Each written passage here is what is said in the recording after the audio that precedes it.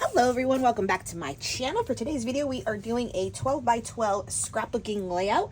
We are also going to be using a sketch, so hopefully I'll put it up right now.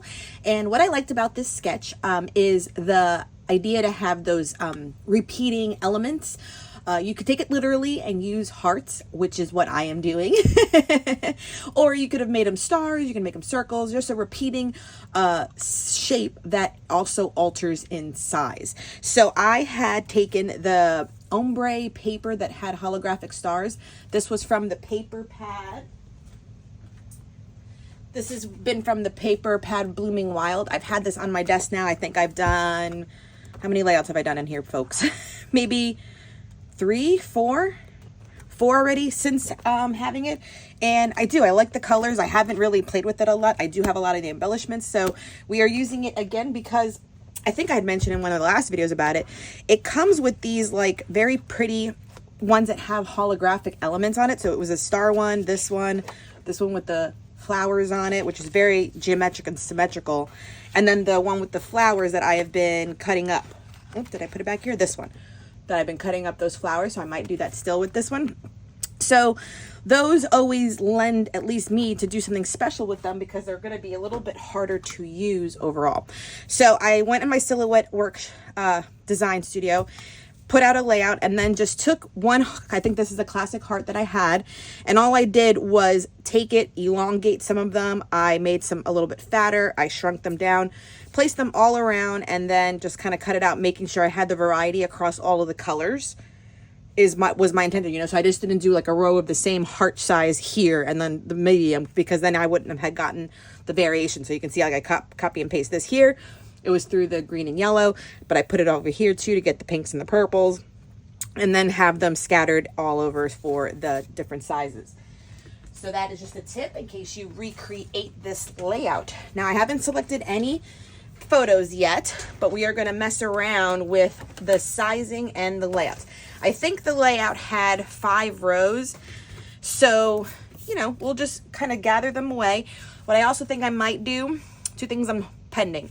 We're going to put some up with fun foam, so we'll have some fun foam ready to go. Oh, here's a sheet of white, or no, it's gray, to have some create shadows. And then I was thinking, should I do some mixed media or splatters in the back? And I just don't know, because these really are very pretty on their own, and because they already have that sparkle, I feel like they are, you know, in essence fancy already. They really are. So maybe we'll add some sequins to it, maybe like as some scatterings, but on their own, they're all really cute. You know, you can see that.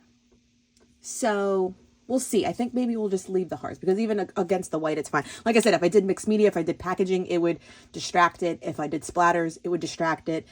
And yeah, that was my thought. So we'll leave it probably just more on white, and we'll create some interest with some dimension, and then we'll select some photos. So let's get started.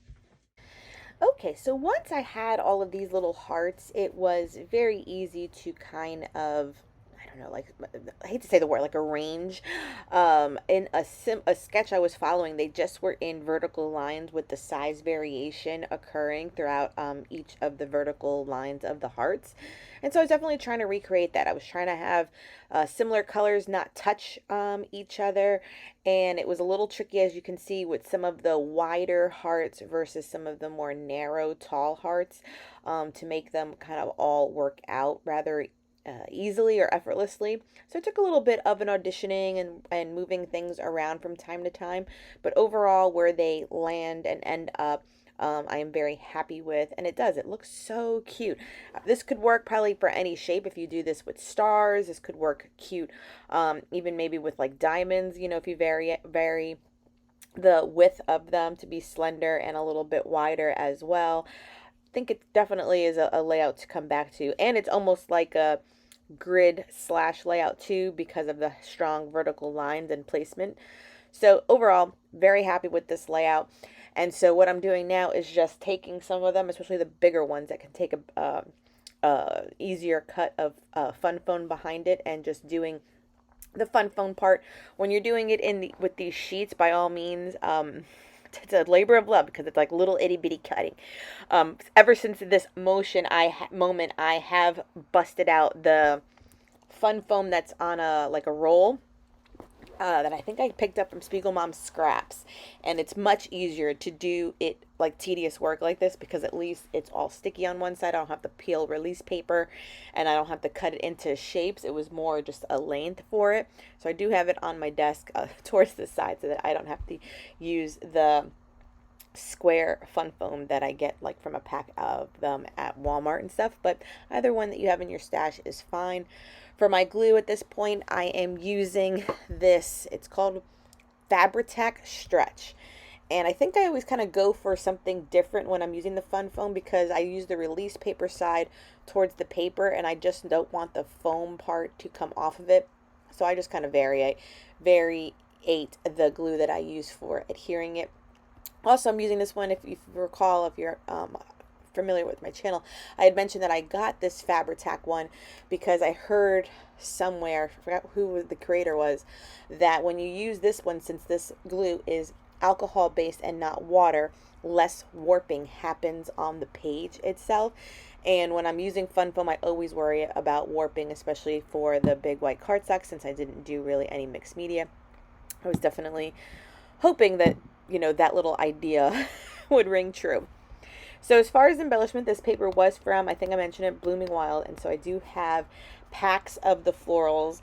I've learned in my crafty style that when a new collection comes out, I instantly put 2 to 3 packs of the florals into my cart to use because they're the ones I use over and over, especially when it comes to Paige Evans or American Crafts like Maggie Holmes, or Vicky Boutin does great collections as well, and the same with like 49 and Market. Like the florals, like just add to cart more than one pack because I don't want to be stingy in using them as my embellishment for my page ever. So I always have extras, and so this is me just kind of going to town because I have plenty of extra florals to use for this. I'm doing nice clusters in each corner. I've done a couple paper layers and one that I even used a border punch on. And then the piece from Color Cast Design is a like mint green acrylic title. I simply love Color Cast Design acrylic pieces. They work perfectly for your 12 by 12 layouts like I'm using here. I tend to use them more in my 6 by 8 because the ratio to when I use a large photo on my 6 by 8, it still works out perfectly for it. So I do love their products, and they have a subscription if you are unaware. It's usually linked in my description box, but I believe it's like $25 and you always get about 5 acrylic pieces per month, which is totally awesome. And then you get to add on to your subscription on release day because she'll have other ones available in the shop. So I definitely encourage you to take a look at it, especially if you like these large pieces. And this layout just came together very, very nicely. Okay, that will wrap up this layout. I decided to use that great piece from Color Cast Designs. This needs to dry a little bit more still, but great sketch and great turnout for the layout. You can see all those stars sparkle, and I just added a few more little embellishment clusters on it. They weren't on the sketch, but I always like to add more, and I'm still feeling like maybe I should add one of these little button areas. This could be cute, and that's how I roll. And let's see, purple, blue. Let's add a blue with that.